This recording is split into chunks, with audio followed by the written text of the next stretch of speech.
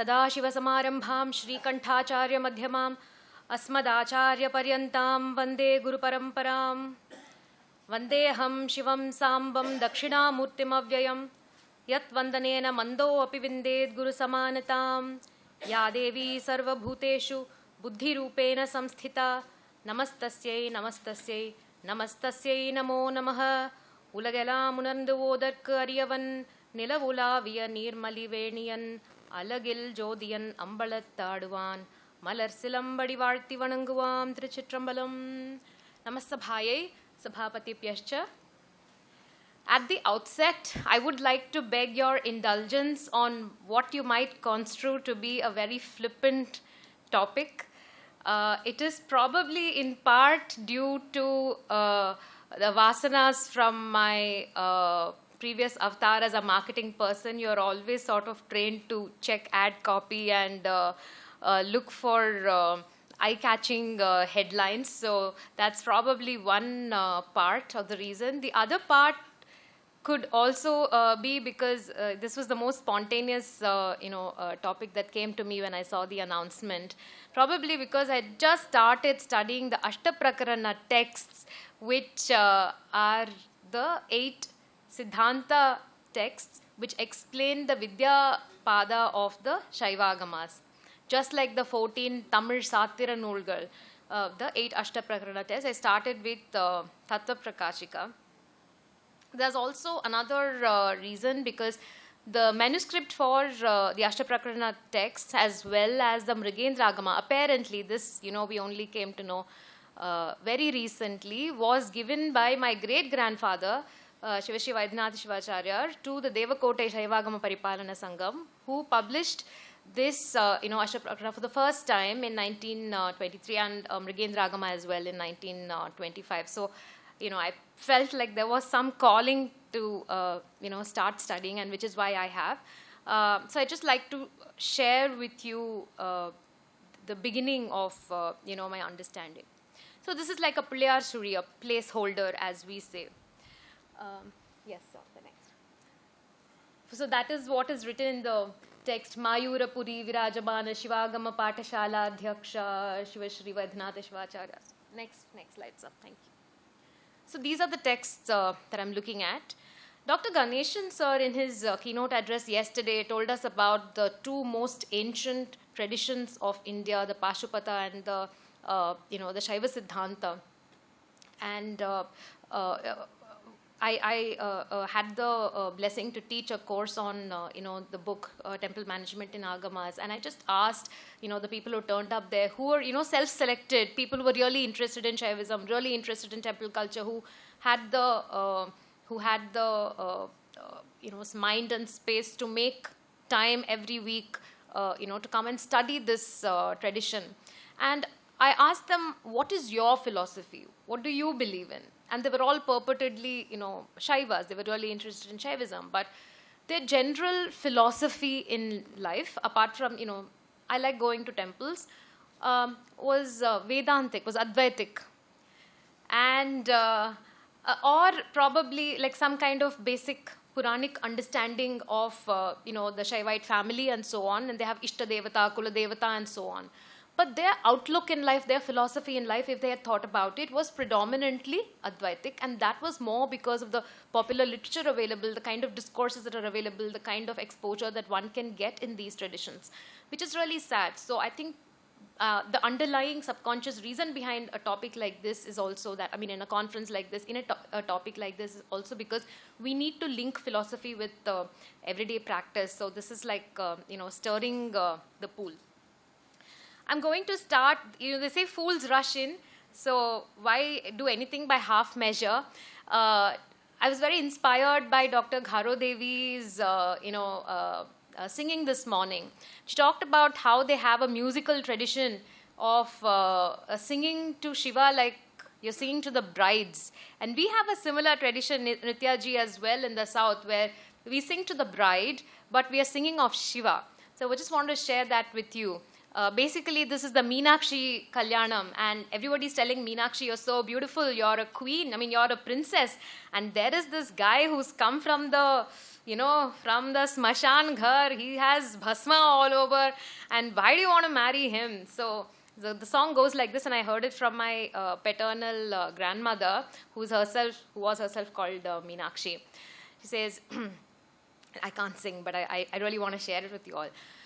Peyandi tanai kandu நீயேண்டி மாயல் கொண்டாய் பெண்களு கழகாகுமோடி.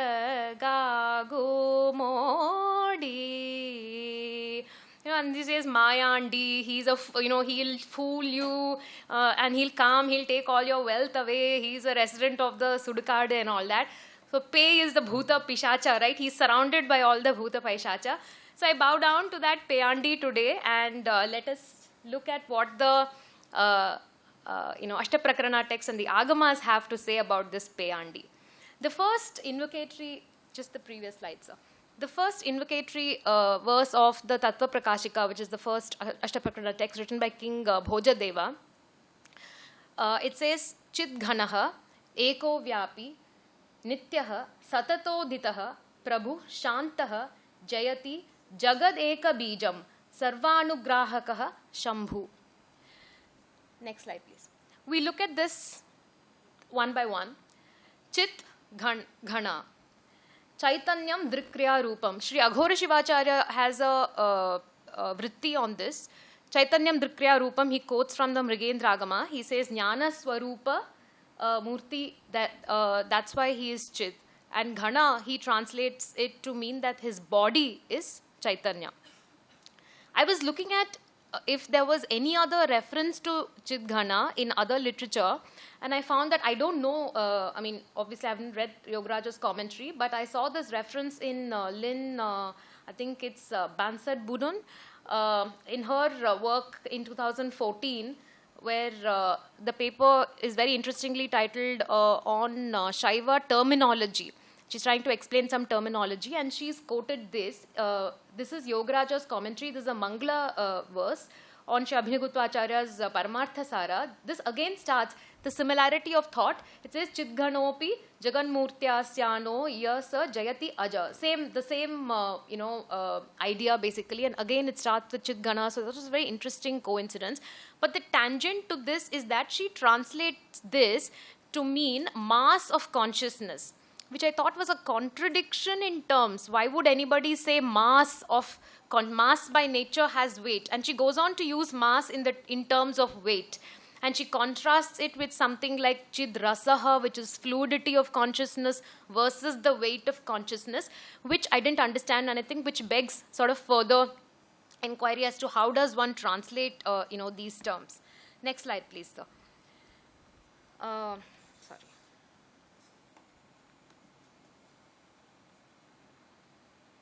So the next Shabda is Ekaha, and Eka of course is one, and Shri Aghora Shivacharya qualifies it by saying Advitiya, without a second, and our tradition also, Tamil tradition also says Ondru Avandane. Tirumular begins his Tirumandiram by saying Ondru Avandane, and Aghora Shivacharya explains this by saying this is the necessary condition for Ishwaratva, and he says that by this term, the Tattva Prakashika is trying to negate both Anekeshwaravada and Pravaheshwaravada, basically saying that there are several Ishwaras, so cannot be one.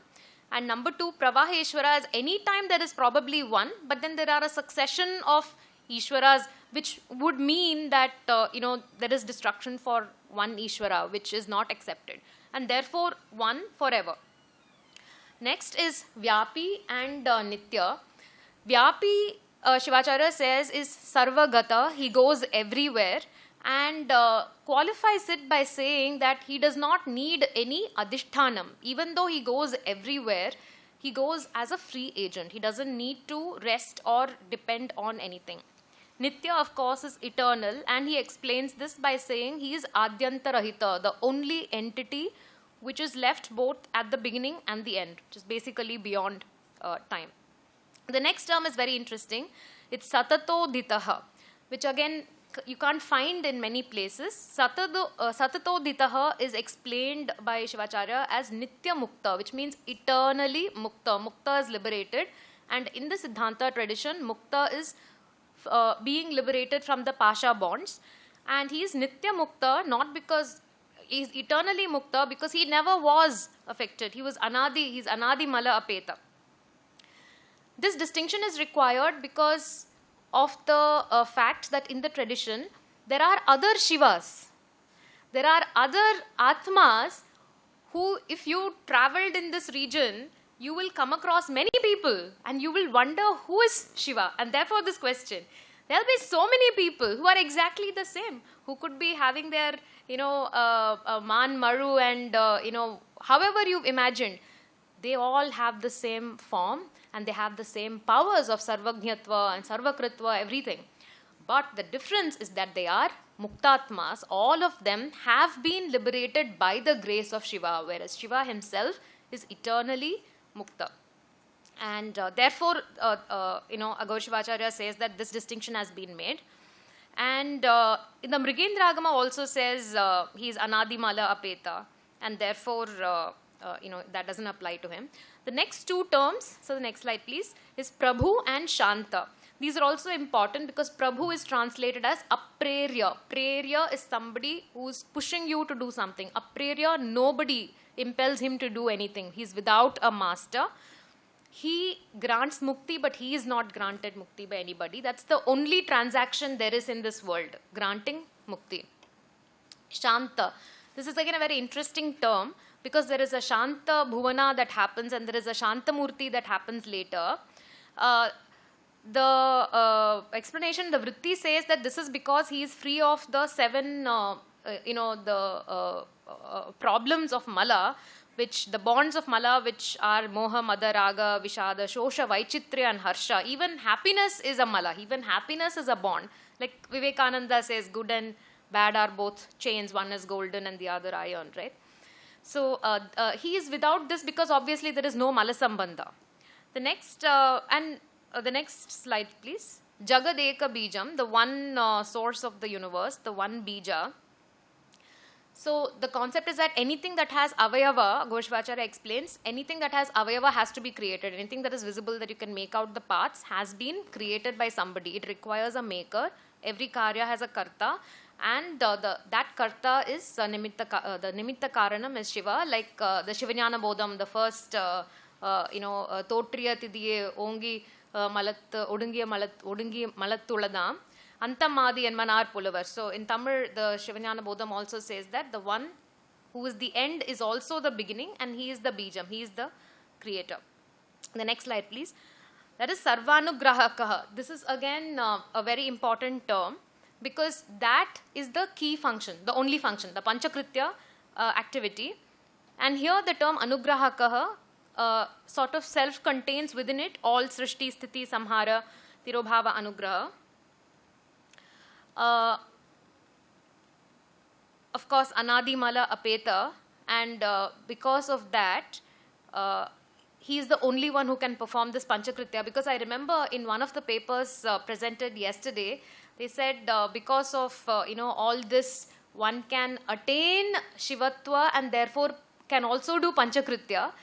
Now I forget who said it, but it struck me at that particular point of time that this is probably different from the Siddhānta, which believes that you did, sir. Yes, there has to be only one person who can do Panchakritya. Otherwise, Mrigendra Agama says there will be confusion. Tomorrow I want to point out saying this person created the world. Who will I point to?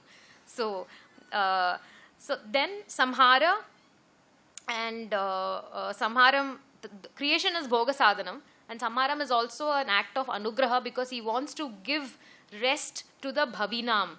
So therefore he does Satmakam Akramya, he withdraws them unto himself. Therefore Punah Pragvat Pravartate, to create again. Okay. So, right. And the Tirobhavam also happens because of his Shakti. The Tirobhava Shakti is called Maheshwari Shakti. For Upachara, it is called as part of the Pasha. It becomes Pasha Jalam. But it is the Maheshwari Shakti. and it becomes the Anugraha Shakti when it comes, when the time comes for Anugraha. So 2 minutes more, sir. Yeah. So, yes, next slide, please, sir. So when he does Anugraham, the last line said, Shiva Sadhyo Bhavanti. The beauty of the tradition is the moment you get grace, you become Shiva. So there is no, there's only a technical difference between the other schools of, say, Advaita or whatever. You become Shiva, what more do you want? That there exists another Shiva should not be a, problem. So this is the kind of the conversation of coexistence that everybody was talking about. So this sort of bears out. And the other interesting point on the previous slide was Guru Masthaya. So he comes through the Guru. So the importance of the Guru Parampara in the tradition again.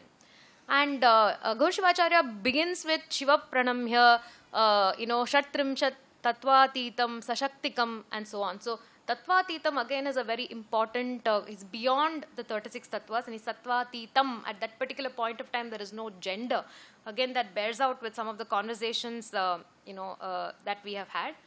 And at that place, the Matanga Parameshwara Agama says that the Pati, he exists in his own Shakti, Swashakti Kiranatmakam, and it describes him as Sudiptatma, Nishkampa, Achalamurtiman, Vastu Matra.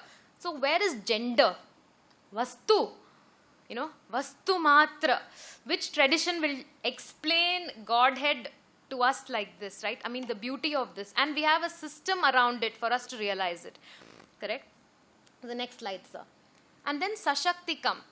Because, he has to create, and you can't create without Shakti. And therefore, they have explained to us that this Vastu, that is the cause for everything, is a creator with a Shakti. So that is a translation from Para to, our Vaikhari, and which is where we have the, gendered understanding. He's Anagamina, Shaktanata, and obviously it cannot be Achetana. Achetana cannot be part of Chetana, so therefore the tradition says the Shakti is also Chetana. Next slide, sir. And the Sadashiva, when he wants to create, when he desires to create, he assumes this he comes to the Sadashiva Tattva, and he assumes a mantra body. And next slide, sir. We'll just go to the next slide. And the mantra is, of course, the Panchabrahma mantra.